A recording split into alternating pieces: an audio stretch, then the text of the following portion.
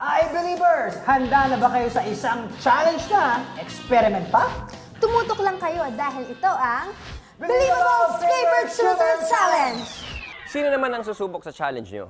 From One Up, we have Jasper and Kevin.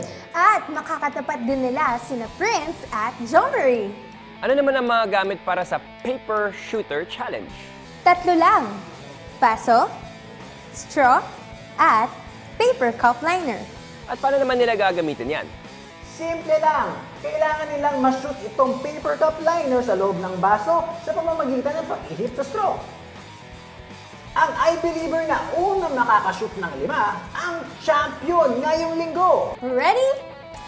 Get set, blow! Ang hirap.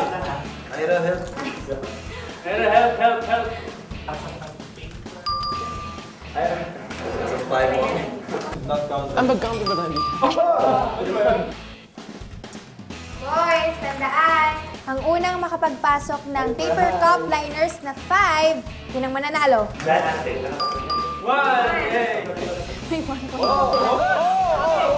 Last one! Isa na lang! Laban! Isa na lang! No! 5! Ha?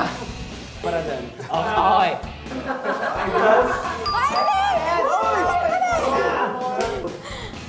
Go, boys! Ayaw na pumasok, bakit ganun?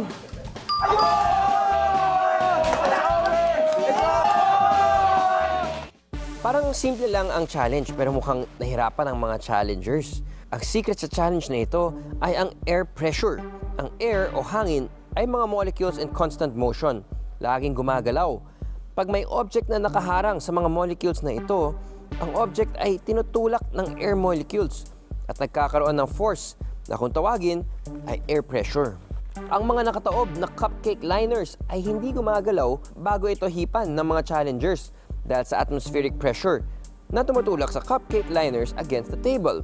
Pero nang bumuga ang challengers ng hangin mula sa straw, tinulak ng hangin ang nakaharang na cupcake liners dahilan para ito ay lumipad sa ere at ma-shoot sa mga baso.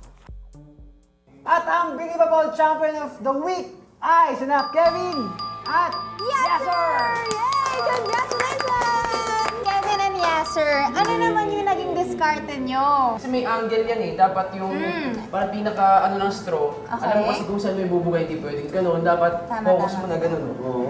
Dapat sinisipat mo ganun. Yun yung technique namin. Good job, guys! Hindi lang nag-enjoy yung mga manonood natin. Natuto pa sila sa tulong ng One Up. Kaya abangan nyo ang iba pang masayang experiment sa pagbabalik ng I Believe!